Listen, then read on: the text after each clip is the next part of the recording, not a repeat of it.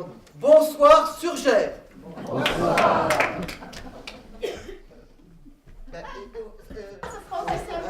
Oui, Attention, les pieds. Quelque chose là, oui. c'est pas comme ça devant toi. Attention. La maison est punée. Est-ce que ça va là? ça va, y a pas de mal. Et vous? Ben, le pied. Ah, chouette. Non mais le pied. Attends.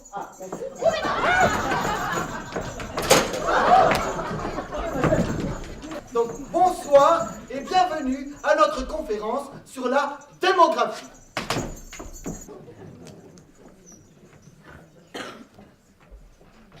Nous n'allons pas nous intéresser à ce qu'il était, ni à ce qu'il est devenu, mais plutôt à ce qu'il va devenir.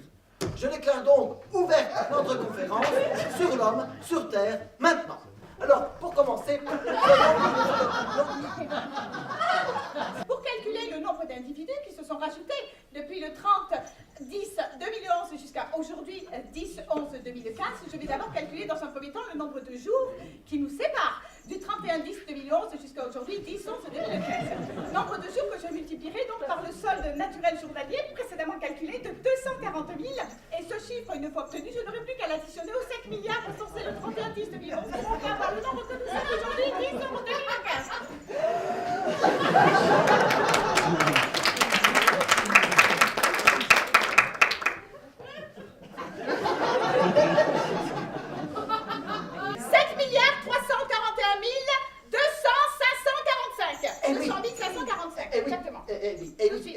c'est ça, ça pousse. Ça. Et oui, ça n'arrête pas. Oui, c'est ça qui est chouette. Non, justement, c'est ça le problème. Ça sera la noyade, là.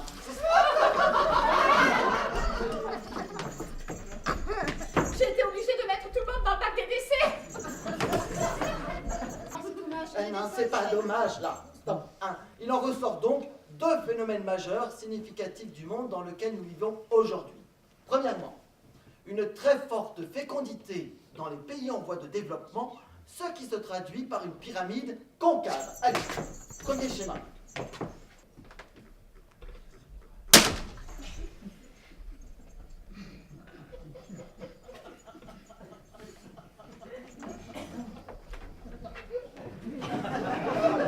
Oh non, alors là, non.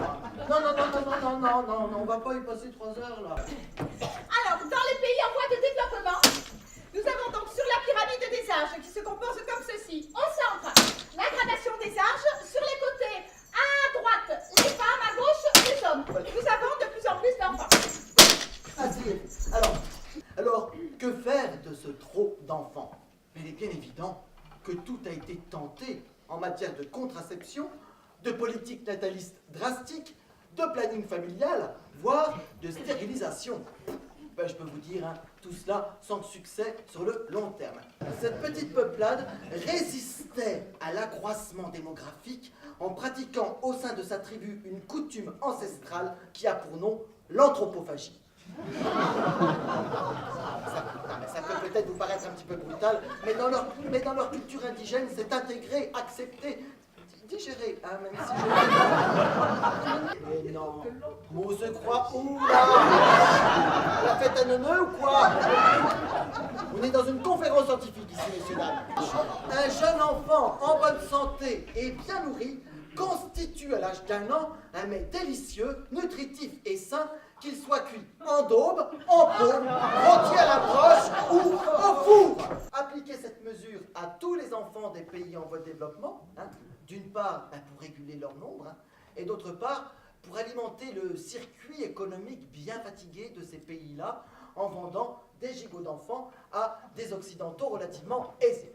Maintenant, au second phénomène en partie responsable du débordement démographique, le nombre croissant des personnes âgées dans les pays développés. Il y en a déjà qui vont moins rigoler là. Et si je vous parle de ça, eh bien c'est parce qu'aujourd'hui, nous sommes dans la même situation de crise. En effet, de la même façon là que les individus malades mettaient en péril les autres sains, eh bien, le poids des vieilles dames coûte de plus en plus cher à notre société, car celle-ci, devenue improductive, met en péril la croissance économique des pays concernés, chez nous, et donc bien la survie des jeunes générations.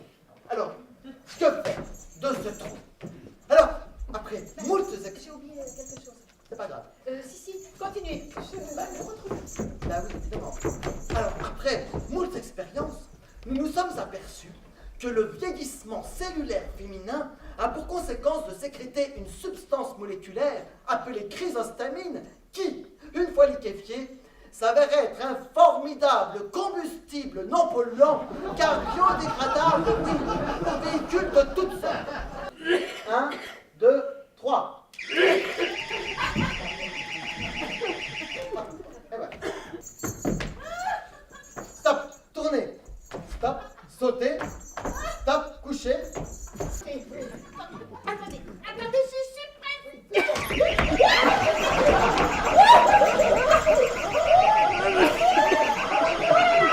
Assis. Il n'y a pas de pied, mais il y a un dossier. Premièrement, mobilisez-vous pour l'humanitaire. En daube, en sauce ou en poutine, mangez les enfants démunis. Vivons mieux ensemble, mais vivons moins nombreux.